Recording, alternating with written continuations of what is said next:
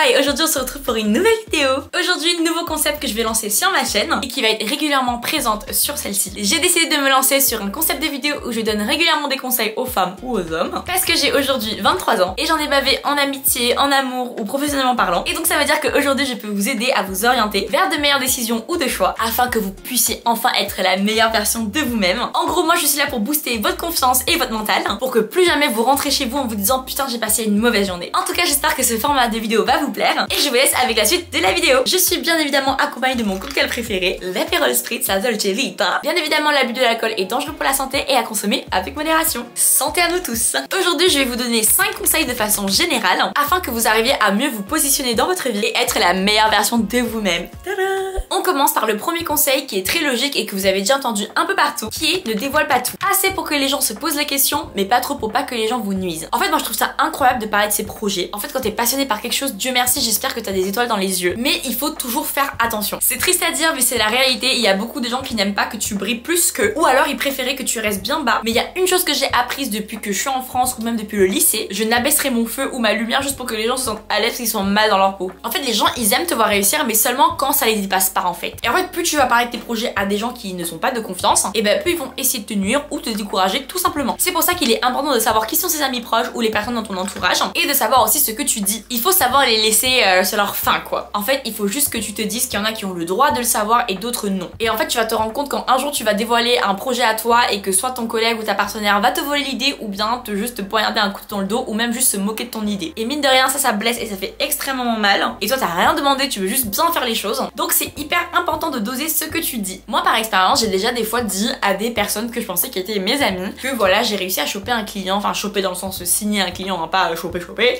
ou que j'ai envie de lancer ça comme projet et leur réaction c'est toujours en mode ah ouais trop bien pour que j'apprenne après qu'ils crachent sur mon dos. Et même si j'ai confiance en mon projet ou dans mes capacités, en fait ça fait toujours un mal à l'ego, ça fait toujours mal à la confiance aussi que t'as apporté aux gens et ça peut du coup te blesser tout simplement et te faire perdre confiance en toi. Donc encore une fois, ne dévoile pas tout ou alors assez ou juste pour les personnes qui le méritent de le savoir. Tu verras au fur et à mesure que tu feras pas confiance à n'importe qui et surtout tu verras aussi les vraies personnes qui t'encouragent réellement. En fait, il faut que tu t'entoures de gens qui vont tellement applaudir fort que tu vas même pas entendre ceux qui le font pas. Donc voilà. Mon prochain conseil, c'est vraiment l'un de mes préférés parce que c'est un truc que j'ai appris à faire depuis très jeune et du coup je suis plutôt fière de vous le donner comme conseil. Le prochain conseil, c'est apprendre à mettre tes limites. Alors là pour le coup vous allez me dire mais Marina, c'est hyper basique comme conseil. Et attention, je ne parle pas juste de savoir dire non aux gens qui méritent qu'on leur dise non. Non, savoir apprendre à mettre ses limites, c'est tout simplement tout ce qui est boundaries. C'est en gros tes limites qu'il y a avec ton entourage. Les gens oublient vite en 2025 parce qu'on a tous des copains, des copines et tout, on sort tous, c'est normal, c'est la jeunesse. Mais en fait il faut savoir faire la différence entre un ami, une meilleure amie, une connaissance ou juste une pote de soirée. J'ai vraiment l'impression que maintenant beaucoup de gens normalisent le fait de dire ah elle c'est ma pote, ah elle c'est ma giga pote et tout et on oublie en fait qui est ton entourage. Il faut savoir mettre des limites sur ces gens là tout simplement parce qu'il y en a ils vont profiter de toi alors que ce ne sont que tes amis ou des connaissances qui ne méritent même pas ton attention ou même juste ta bonté et ils vont profiter de toi ou te prendre pour acquise parce que tu n'as pas su mettre les limites. Donc ils vont te demander des services, ça va commencer par 1, 2, 3 et ils vont tellement s'habituer parce que t'es tellement gentil qu'ils vont du coup le faire parce qu'ils ne savent pas ta limite avec toi. Quand tu apprends à mettre des limites dans ton cercle d'amis ou d'entourage tout simplement, les gens ils vont savoir si t'es juste un ami à leurs yeux ou une meilleure amie ou une personne de confiance. Et en fait quand les gens ils vont savoir leur place qu'ils ont par rapport à toi, ils vont pas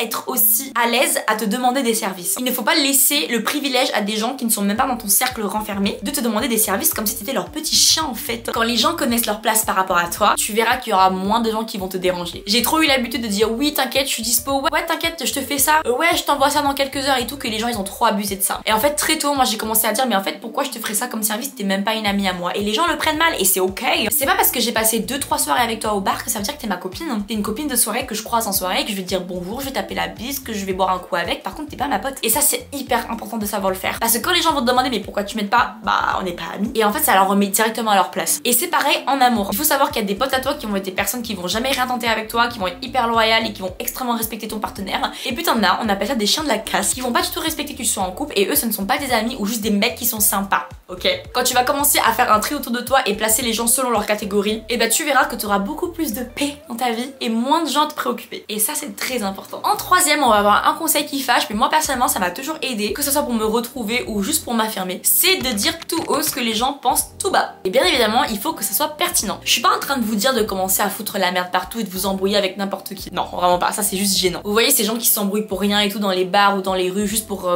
faire l'intéressante. Je vous demande pas de faire ça. En fait, moi ce que je vous conseille c'est que quand vous voyez une injustice ou quelque chose qui ne représente pas vos valeurs qui se passe devant vous, bah, ouvrez votre bouche en fait. Moi j'ai eu beaucoup à faire à des situations d'injustice ou des personnes qui ont essayé de m'humilier ou de me rabaisser avec des attaques indirectes devant les gens, et croyez-moi qu'à chaque fois ils ont fermé leur gueule. Et surtout qu'après ils ont jamais osé ouvrir leur bouche avec moi. Je vais vous donner un exemple parce que c'est pas très simple à illustrer ça, vous voyez. On va faire un exemple tout con. Vous êtes au bar avec des copines et c'est des copines qui invitent d'autres copines, d'autres copains et tout, et vous savez c'est la situation où on est dans un bar, il y a un peu tout le monde, il y en a que vous connaissez, il y en a que vous connaissez pas. Encore une fois on n'oublie pas les limites, hein. Eux ce sont pas vos amis, les gens que vous connaissez pas. Il y aura toujours une personne un peu malsaine, pas bien dans sa peau, qui va essayer de te rabaisser devant les gens mais de façon indirecte, comme ça elle passe pour la gentille et on voit pas qu'elle t'a attaqué. Exemple, t'es au bar, t'es tranquille, tu t'es fait belle, t'es toute pépette et tout, voilà, tranquille. Et t'auras une personne qui va te dire ah mais Marina, tu t'es grave maquillée et tout, tu t'es grave bien habillée juste pour un verre entre potes, tu veux impressionner qui? Là t'ouvres ta bouche. En fait les gens qui veulent t'humilier et t'attaquer comme ça alors que t'as rien demandé et que tu fais juste ta vie, c'est des mauvaises personnes, eux ça dégage. Et ça c'est juste un exemple, mais c'est juste pour vous faire comprendre en fait ce que je veux dire sur le fait d'ouvrir ta bouche et de dire tout haut ce que les gens se pensent tout bas. Parce que j'ai vraiment l'impression que maintenant dans notre société ou dans nos vies, ou en tout cas les gens que je côtoie, les gens ils laissent trop passer le manque de respect comme ça en mode non mais elle était bourrée, ah mais tu sais elle a des problèmes avec sa famille, j'en ai rien à foutre qu'elle a des problèmes avec sa famille en fait. C'est pas parce que t'as des problèmes dans ta vie que tu dois agir comme une connasse envers moi. Et c'est à ce moment là qu'il faut répondre, bah écoute ma belle, hein. Moi ça m'est déjà arrivé et ce que j'ai répondu c'était bah tu sais moi je suis quelqu'un, j'adore prendre soin de moi, c'est pas donné à tout le monde et j'aime bien me présenter quand je vais à un événement. C'est pas le cas pour toi? Il parle plus après les gens. Alors bien évidemment je suis pas là pour vous faire un cours de répartie ou de clash, on n'a pas tous la même répartie, on n'a pas tous la même manière de répondre de façon directe ou autre, mais je veux quand même que vous retenez que c'est hyper important de dire tout haut ce que vous pensez. En fait c'est pas normal que les gens ils ont une facilité à mal vous parler ou alors de vous faire des attaques indirectes quand vous êtes en public avec des gens. Même les gens qui font des remarques sur le poids ou sur le physique ou tout ce que vous voulez, ou même sur les études, les gens qui font ah mais t'as arrêté les études et tout, genre là par exemple moi j'ai fini les études et je décide de me consacrer à temps plein sur YouTube. Et c'est très dur pour moi de me consacrer à temps plein sur YouTube parce que j'ai extrêmement perdu ma communauté. Du coup ce qui fait que je fais pas forcément d'argent, ou alors c'est juste compliqué de redevenir entre guillemets connue alors que tu l'étais il y a quelques années. Et quand je dis aux gens que bah je suis influenceuse, je suis créatrice de contenu, les gens souvent se moquent en mode ah donc tu fais pas un vrai taf, t'es au chômage. Non, c'est ce genre de moment là où il faut répondre. Si toi tu décides de suivre une passion à toi et que les gens n'y croient pas, c'est pas ton problème en fait, c'est leur problème. Et ça c'est hyper important que tu défendes tes bases parce que de une tu montres tes valeurs et de deux les gens vont encore plus t'admirer parce que t'as parlé et t'as osé le dire. Moi à chaque fois qu'on me dit ah du coup t'es au chômage et tu fais YouTube, et en fait moi ce que je réponds c'est que et toi t'aimes bien ton taf de vendeuse, t'aimes bien ton taf de caissière? Parce que moi j'ai pas envie de faire un taf que j'aime pas juste pour pouvoir subvenir à mes besoins, et je préfère juste poursuivre ce qui me plaît réellement quitte à en baver. Voilà, et je suis fière de le dire. Et encore une fois je répète, hein, ne vous bastonnez pas pour rien, ça sert à rien. S'il y a quelqu'un qui te fait chier dans la rue, tu vas pas commencer à l'insulter, ça sert à rien. Moi j'en ai rien à foutre de passer pour la méchante quand je réponds à quelqu'un parce que au moins je dis ce que je pensais. Et en plus c'est vrai, t'as été une connasse, c'est pas ma faute hein. Les filles ou les hommes, défendez-vous quand vous pensez que c'est nécessaire et que c'est juste. Y a aucune raison pour que les gens soient méchantes comme ça gratuitement avec vous. Voilà, on passe au quatrième conseil. Mets tes standards et refuse le minimum. Et ça encore, c'est un conseil très cliché en 2025. On dit souvent oui, élève ses standards, refuse le strict minimum. Et moi, c'est pas réellement ça. Moi, il faut savoir que je suis quelqu'un qui donne beaucoup, mais beaucoup en amour, en amitié ou professionnellement parlant. Et honnêtement, j'ai jamais été d'accord avec les gens qui disent oui, non, mais moi je donne, mais j'attends rien. C'est très bien que tu penses comme ça, pas moi. Moi, quand je donne, j'attends. Mais ça veut pas dire que si je t'offre quelque chose, j'attends le même prix. Loin de là. Bien évidemment, il y a des exceptions. Genre par exemple, si moi j'offre un cadeau à quelqu'un pour son anniversaire et que je sais qu'on n'a pas le même budget, j'attends pas forcément à ce que elle m'offre un truc dans le même prix, j'en ai rien à foutre. Moi je l'ai offert parce que tu m'as dit que tu voulais l'acheter et moi j'ai les moyens de l'acheter donc je te l'offre. Oui, dans les cas comme ça j'attends rien du tout. Moi ce que je veux vous dire c'est qu'en amitié, si je me la donne, que je te réponds alors qu'il est 3h du matin, que je viens te chercher alors que je ne peux pas venir tout de suite, que je reste jusqu'à 4h du matin à t'écouter pleurer à cause des problèmes de cœur, bah j'attends extrêmement la même chose. En fait faut pas t'attendre à ce que toi tu me demandes autant de services et que tu me demandes autant d'investissement et que moi j'aurais pas le droit au même investissement en fait. Je vais vous raconter une anecdote très simple et rapide parce que j'ai pas du tout envie de rester dessus. En gros j'avais un groupe d'amis, on était 4 et en fait on avait décidé de s'offrir des cadeaux pour Noël et j'avais organisé une soirée de Noël chez moi dans mon appartement. Sauf que j'avais mon groupe de potes de 4 personnes et j'avais aussi invité un autre groupe de potes à moi que je voyais en soirée et que je me suis dit que ça aurait été cool de les inviter à la soirée, comme ça fait une dizaine de personnes, ça fera une ambiance un peu soirée d'appart et tout. Mais voilà. Et en fait je trouvais ça hyper gênant qu'on s'offre des cadeaux tous les 4 et pas devant, enfin pas avec les autres. En fait moi je préfère largement qu'on s'offre des cadeaux que tous les 4 de façon intime que de s'échanger des cadeaux devant tout le monde alors que eux ils ont pas reçu de cadeaux. Bref, on a fait la soirée sans s'offrir les cadeaux et on a décidé de se faire un dîner à 4 quelques mois plus tard pour pouvoir se les offrir. Donc Noël un petit peu en retard. Et il faut savoir que j'avais un meilleur ami à moi qui était aussi à la soirée et on est extrêmement proches, qui m'avait offert un cadeau. Il s'avère que ce groupe de personnes là dans mon groupe d'amis avait acheté la même chose, donc le même cadeau. Cette personne là dont je suis extrêmement proche solo me l'a offert malgré tout le jour de la soirée. Du coup mes amis ils ont su qu'il y a eu un cadeau en commun, c'est à dire que 2 fois le même cadeau. On a fait le dîner 2 mois après ma soirée de Noël et ce qu'ils ont fait, le jour du dîner ils m'ont juste donné un ticket de caisse pendant le repas. Ils m'ont fait tiens c'est ton cadeau, on t'a gardé le ticket de caisse et l'avoir parce qu'on peut pas se faire rembourser, du coup tu trouveras juste un autre cadeau dans la boutique. En fait moi je trouve ça hyper irrespectueux parce que déjà ça veut dire que t'avais 2 mois. Je vais vous dire hein, le prix du cadeau était à 35 € sachant qu'ils étaient 2 à mettre de l'argent dessus. En fait c'était un couple, dans notre groupe de potes c'était un couple et du coup les deux ils ont fait un cadeau en commun. Sauf que c'était le même que mon pote là que je vous ai dit, ils ont eu le même cadeau. Et en fait ça faisait 2 mois que le temps est passé, donc ça veut dire qu'à 2 ils ont mis on va dire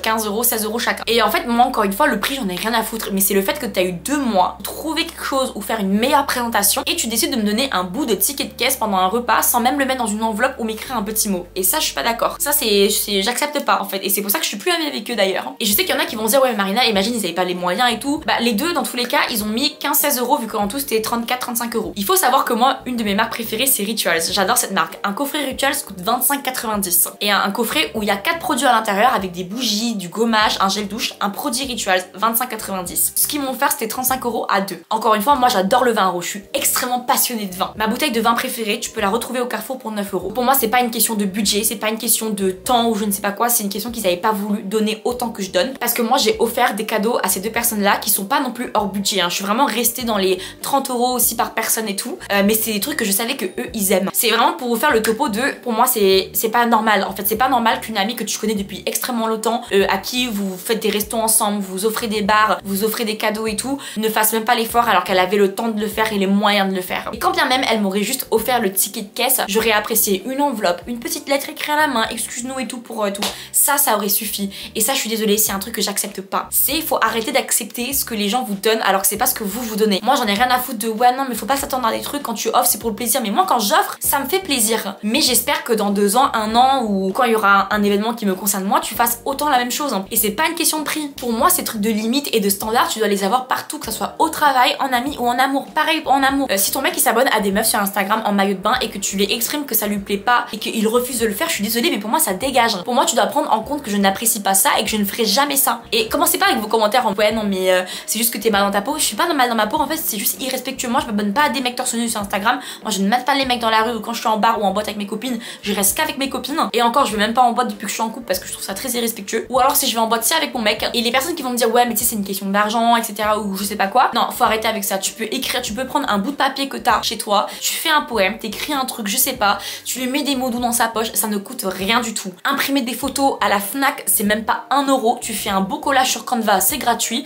tu l'imprimes, tu le mets dans un cadre, tu achètes le cadre à tout à 2 €, c'est 2 balles, t'as un cadeau à moins de 5 balles que ta copine va extrêmement apprécier et elle va être trop heureuse. Moi je sais parce que mon mec il fait extrêmement d'efforts, il m'invite au restaurant, même quand il a pas les moyens il me le dit mais quand même il essaie de me faire plaisir. Donc pour moi les gens qui disent oui non mais moi j'ai pas les moyens, non mais moi j'ai pas le temps, non arrêtez avec ça. Moi mon mec il fait de la musique, il a pas le temps, il a des trucs à tracer et tout, il a des objectifs dans sa vie, il a 1 an pour accomplir ses rêves et pourtant il arrive à me faire sentir belle, intelligente, incroyable et il prend extrêmement soin de moi. Et ça c'est pareil en amitié, hein. Les gens qui disent qu'ils ont pas le temps alors qu'après tu les vois, ils font des stories, ils sont en boîte avec d'autres copines alors que c'était toi qui étais censée être ta meilleure copine, faut arrêter. Donc acceptez seulement ce que vous donnez et si les gens donnent pas, bah ça dégage. Je suis désolée mais ça dégage. Moi il y a pas de débat en fait. Hein. T'as toujours un moyen de faire plaisir à quelqu'un ou de lui montrer ton amitié même si tu n'as pas les moyens. Je suis désolée mais pour moi les excuses de non je peux pas, non et tout c'est des excuses. Comme on dit c'est des excuses, c'est voilà, quand tu veux tu peux. Voilà. Je suis désolée, je me suis hyper éternisée sur ce conseil mais j'avais tellement plein d'exemples et d'anecdotes et même d'arguments donc voilà. Et c'est surtout que moi pendant toute ma vie, au tout début quand je suis arrivée en France et tout, j'ai accepté beaucoup de choses que maintenant j'accepte plus. Donc j'apprends aussi avec vous. Donc voilà, c'est la fin du conseil numéro 4.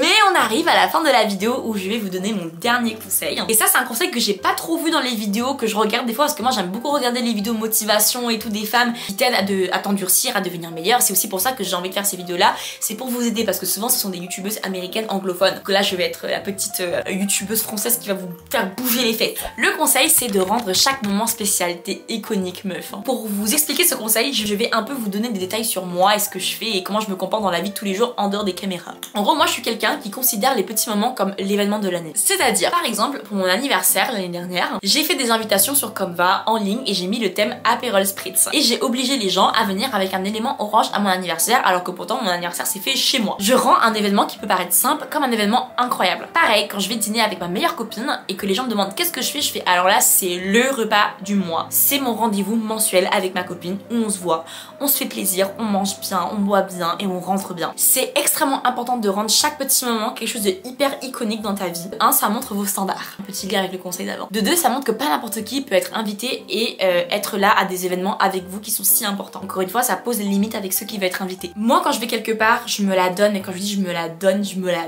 donne. Par exemple, là, il y a 2 semaines, semaine, on a été invité avec mon copain chez des amis pour faire une crémaillère et fêter l'anniversaire d'un ami en retard. Parce que du coup, ils ont eu leur maison. Félicitations à eux. Et moi, j'ai proposé de faire à manger. Je suis venue chez eux. J'ai commencé à faire les prépas à midi. J'ai continué à 17 h. J'ai fait des brochettes de poulet, sushi maison, des nems maison, enfin tout était maison. Et j'ai ramené 2 bouteilles de champagne. Alors encore une fois, je sais que pas tout le monde a le même budget. Mais par exemple, quand j'ai fait les sushis et tout, ça m'a vraiment pas coûté cher. Parce que j'avais déjà le matériel et tout chez moi. J'avais déjà les sauces, l'avocat et tout. Donc voilà. Et je suis venue, j'ai préparé un festin pour les gens. Et en fait, ça rend le moment iconique. Et en fait, pour venir à mon conseil, c'est que quand t'as un événement ou quand t'organises quelque chose, c'est déjà très bien. Mais rends-le encore plus incroyable. Mets de la valeur à ce que tu proposes. Parce que mettre de la valeur sur ce que tu proposes, c'est aussi mettre de la valeur sur toi-même et ce que tu peux donner aux gens. En fait, plus tu investis sur ce que tu fais et comment tu rends l'événement, tu rends le moment comme un truc impossible de rater. C'est vraiment the event de l'année. Tu deviens intouchable parce que les gens se disent waouh, c'est trop bien ce qu'elle fait alors qu'elle fait juste un dîner. Par exemple, moi avec ma meilleure copine, quand on se voit, on s'offre toujours des cadeaux. Et on n'en parle même pas. C'est que genre, on sait qu'on va se voir et qu'on se voit au moins une fois tous les 2-3 mois. Vous savez, c'est le genre d'amitié où tu te vois 1 ou 2 fois tous les 4 mois, mais vous êtes les meilleures copines. Et on le sait sans même en parler, on s'offre toujours des cadeaux. Et du coup, ce qui fait qu'on rend ce dîner hyper spécial. Donc moi, je vais prendre un putain de plaisir à aller faire du shopping juste pour elle. Et quand on se voit, on s'offre des cadeaux et tout. Et quand on est au restaurant, les gens sont en mode oh my god, mais c'est quel événement? En mode genre, on est juste 2 copines qui se revoient depuis quelques mois et on s'offre des cadeaux. Et en fait, moi, je trouve ça hyper important. Déjà de 1, ça permet de ouf d'embellir votre vie et de un peu romantiser votre vie parce que la vie est un peu triste quand même, on va dire. Je suis pas en train de dire que la vie est nulle. Je dis juste que les petits plaisirs de la vie, il faut vraiment les croquer à plein dedans. Et en fait, c'est ce qui va rendre votre vie beaucoup plus active, beaucoup plus fun en fait, simplement vous rendre meilleur tout simplement. D'organiser quelque chose, de faire plaisir aux gens et ça montre aussi les valeurs que vous avez et surtout vos standards. Vous êtes spécial et ça, personne ne peut vous l'empêcher de l'être. Et si ça dérange les gens, c'est que eux, ils seront pas invités à l'événement. Donc voilà. Et voilà tout le monde, c'est la fin de cette vidéo un peu confiance, confidence, booster, motivation, girls.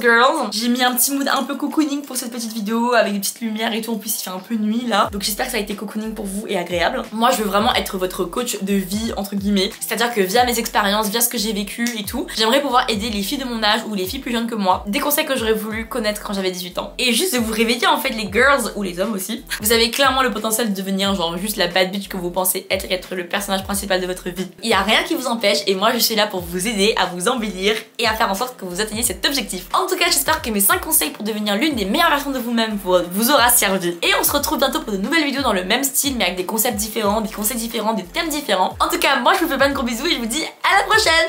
Bisous.